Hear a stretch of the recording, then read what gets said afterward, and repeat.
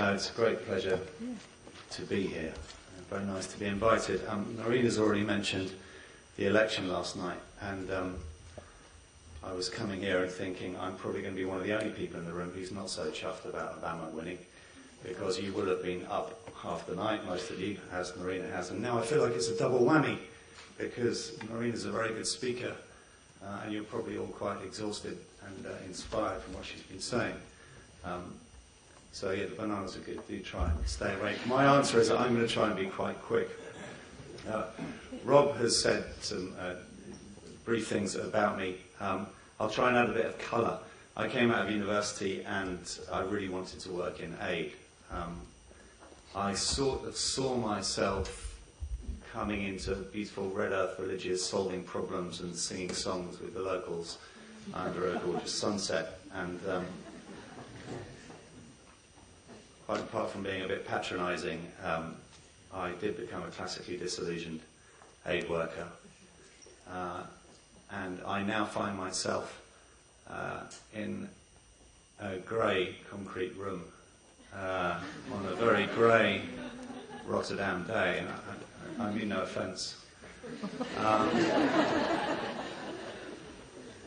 But actually because I think that some of the powers we have as voters and consumers, in many similar ways actually to the way Marina has just set out a lot of issues, I think we have tremendous power. And in the course of writing a book, trying to write an accessible guide to why aid and trade rules and globalisation don't seem to be working better for the poorest communities, I became particularly interested in the power that consumers have and that responsible retailers can have alongside them, which is how I came to be at Tesco. So, that's a bit about me. I'll now tell you the more interesting stuff about the company I work for. A bit about Tesco. Basic facts. The world's third largest retailer after Walmart and Carrefour, and the largest retailer in the UK. We have more than 30 million weekly customers worldwide. We have a good reputation to protect. In the UK, most admired company on several occasions. More than 3,600 stores across 13 different countries, and we now have bases in operation starting up in China, India and US, as well as the other countries where we operate, so the world's largest economies. And last year our group sales went over 50 billion, which is a big moment for Tesco. It's about 70 billion euros, I would guess. So, I'm going to talk about partnerships for development and what make them really work for a commercial company. And I'm going to speak to three themes. First of all, the importance of common ground, or you might call it commercial sense. Second, the importance of customers, and I say that particularly as working for a retailer who, as you saw, with more than 30 million customers each week, we have our customers making tens and tens of choices every week with us. So customers are particularly important for retailers, I would think.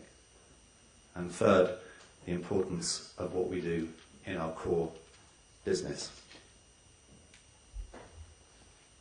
So first of all, common ground or commercial business sense. For commercial partnerships to work, there must be genuine common ground and common interest between the different partners. PR lip service initiatives will end up changing little, but more than that, they make the customer and the shareholder suspicious. Marina gave some useful examples of stuff which is lip service I couldn't possibly comment. So what common ground are companies like Tesco interested in? The partnerships must fundamentally make business sense if they are to be effective and if they're to be lasting. But it's really useful to try and unpack business sense. What does that mean? Because it does not only mean immediate profit. And I've tried to pull out 4 things that it can mean that aren't associated immediately with profit. The first one is choice, and I hope you'll be pleased that Kuhn, there's a fair trade logo on that one. It's a bit dark, I'm sorry, it doesn't come up better. Choice is very important. Our customers come to us because they think they can get what they want when they come and shop with us. So providing people with a choice, making sure they have that, means that we will be one of the places they come. Secondly, we have real interest in ensuring that we have a stable supply base for the long term. So if you only have short-term relationships, you don't necessarily have that stability to serve your long-term interest as a company. And it's also, again, about serving the choice that customers want. So the picture here is of our local choice milk. Customers saying, we want you to work more with local farmers in the UK, and us going and doing it, which also means that there are a good, stable supply base still there for the future.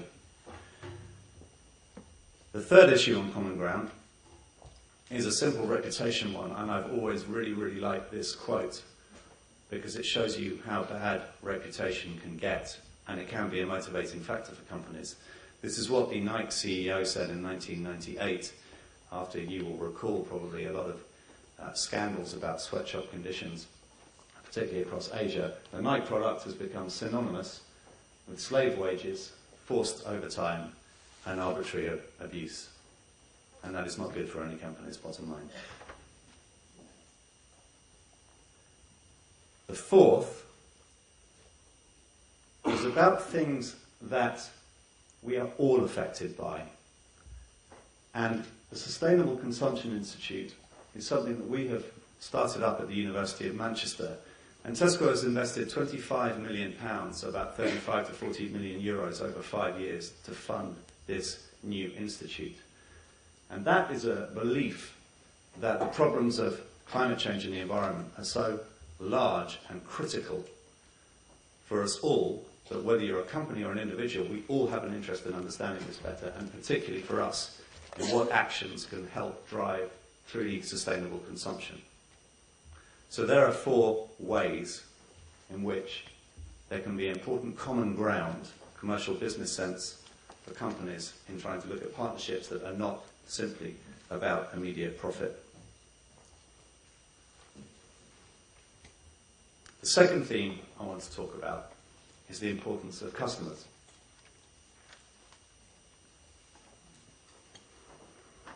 For retailers in particular, the best impacts, the most powerful impacts, are achieved when customers can be mobilized alongside our own efforts. This isn't about retailers not taking responsibility, but this is about maximizing the impact we can have. And partnerships benefit in particular when there are very direct links between product and cause. We know that, that's the feedback we get from our customers. So some of the recent partnerships we've carried out in the development sphere, we helped Pampers, who the biggest supplier of nappies in the UK, to do an initiative with UNICEF. And every pack of Pampers nappies you bought, that was 1 immunisation. So it's 1 pack, 1 immunisation for a child in the developing world.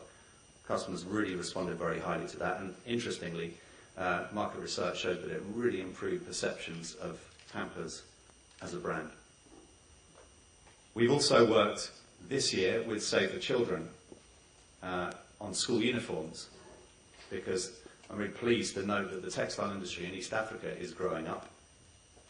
And we are having some school uniforms made for our UK stores in Kenya, but for each one that our customers buy, they will also be providing a school uniform for a child in Kenya. Again, it's a very nice tangible tie-up for people. Partnerships can be a bit broader. I don't know how many of you are interested in Kath Kidston, sort of textile designer, but we've partnered with her and with our charity of the year this year, which is Marie Curie, a cancer care charity, to make reusable bags. So the customer has a reusable bag, good for the environment, but then also some of that money goes towards supporting our charity of the year. Had a huge response. We've sold, I think, 500,000 of those since June, and that's raised £250,000 so far for the charity. But there's a key point, which I mentioned earlier, and it's about how much we can achieve when we work with customers. So, on plastic bags, a lot of people's favourite issue, we were the first people to move and to reward people for using less bags. Very simply, since June 2006, that has saved more than 2 billion bags. In fact, we're well on the way to 3 billion. And that's a huge impact which customers can have working with us and we can have working with customers. There is an even better example, though, to give you a scale of what can be achieved if you empower customers, what the Tesco Chief Executive Terry Leakey calls a revolution in green consumption, if we get it right. Tesco is probably the leading supermarket in the UK on green climate change initiatives. We've done an awful lot in our stores, in our supply chain, in our distribution systems, and in 2007, all those initiatives combined saved 66,000 tonnes of CO2. But also last year, we reduced the price of energy-efficient light bulbs, and we quadrupled sales. We sold 10 million of them as part of a We're in This Together climate change campaign coordinated by a climate group, which is a combination of different organisations. And those 10 million light bulbs are used on average for 2 hours a day. They have saved 100,000 tonnes of CO2, equal to the emissions of 35,000 cars or 17,000 houses, which is roughly the number on that slide. So you can achieve much more when you find out ways as a responsible company of working with customers as well as being the responsible retailer that they want. So we've talked about common ground, we've talked about the power of working with customers on particular initiatives. But the most powerful impact which companies like Tesco can have for development is actually in the third of the things, the last of the things I'm going to speak about today. And that's our core business. Partnerships are powerful, but our most important partnership is with our customers on our day-to-day trade. Why do I say that? I'm really going to be interested to hear about the MDGs later on. And what I always find fascinating about the Millennium Development Goals is that number one, which is halving the proportion of the world's people in poverty, is going to be met. And as an aid worker, I can categorically assure you it is not really to do with aid programs. It is because of China's progress and to a certain extent the progress of other countries in Asia and India, and it has been done on trade. So more than 300 million people pulling themselves out of poverty in China in the last 25 years, largely through export trade. It is an extraordinary power. It is a transformative power for development.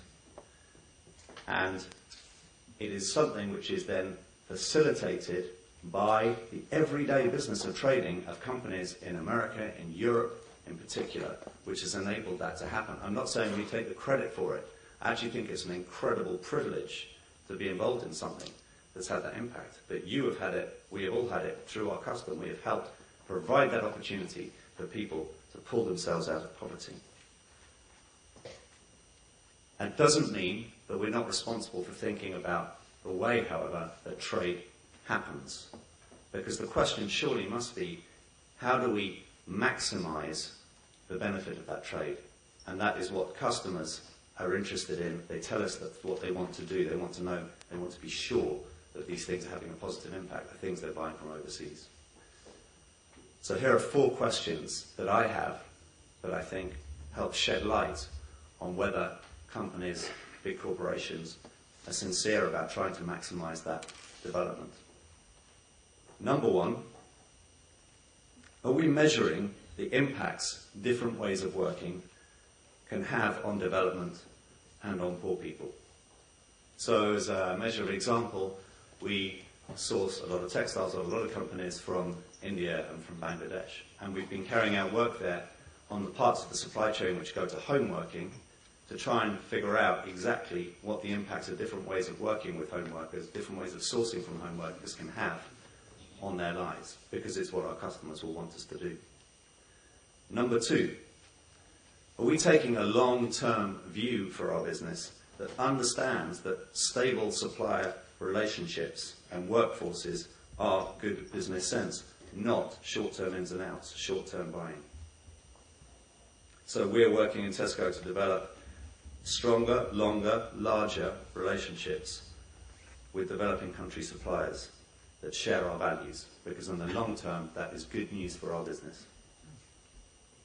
The third question, what are we doing specifically on the issue of labour standards, by which I mean wages, health and safety, working hours, to ensure that jobs, which are generally a good thing in developing countries, but what are we making sure that those jobs are also good jobs? So we're looking at ways of strengthening our programme for labour standards. We are, for example, doing, like a lot of companies, more audits, in our case, independent audits, unannounced audits of our suppliers to make sure we're clear about the conditions. We're putting new resources into strengthening our capacity to support suppliers. We're working in South Africa, for example, with NGOs, unions and farmers to find a new way of actually strengthening a South Africa-specific code for labour standards. And then the fourth question, and this is very, very important if businesses are to maximise the potential impact they can have, is what are we doing as an industry? How are we helping industry-wide efforts? Because we can, even for a large company such as Tesco, we can achieve much, much more when we work together as an industry to address common problems. And on that, there are several initiatives which have started out really in the last 10 years or so. There's the Ethical Trading Initiative in the UK, of which we're a founder member, which seeks to drive common standards. There's something called the Supplier Ethical Data Exchange. It's a fascinating IT-led thing, which means everyone can put their ethical audits onto a database and companies can share it. So suppliers don't have to have 10 different audits from 10 different companies. They can share that, it's more efficient. We can build credibility behind the same set of standards. And there is something new starting up called the Global Social Compliance Programme, which we are helping to drive and which we chair, which actually has Walmart and Carrefour on board, among others, which is trying to develop common standards so we can all work to the same aims. So, those are my 4 questions. I'm going to move to conclusions, and in the interest of being quick, because I know we're going to come back to it, I'm not going to talk so much about priorities for business schools right now, and the role of CSR right now. So I'm going to leave you with 2 things that I think are incredibly important to remember and not to lose sight of. The first is to remember that trade is and has always been the great motor for international development. So our responsibility to drive that, to maximise its effectiveness, is incredibly important. Fair trade is one of the answers, and I think it's an important part of the answer. But it also, and this is the second point, it's also incumbent on us to think about how we maximise the effectiveness of more conventional terms of trade, not least through ensuring that workers are treated decently throughout the world. Thank you.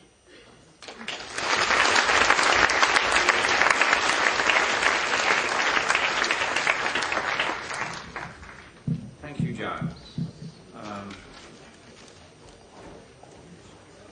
I'm not sure. You want to stay?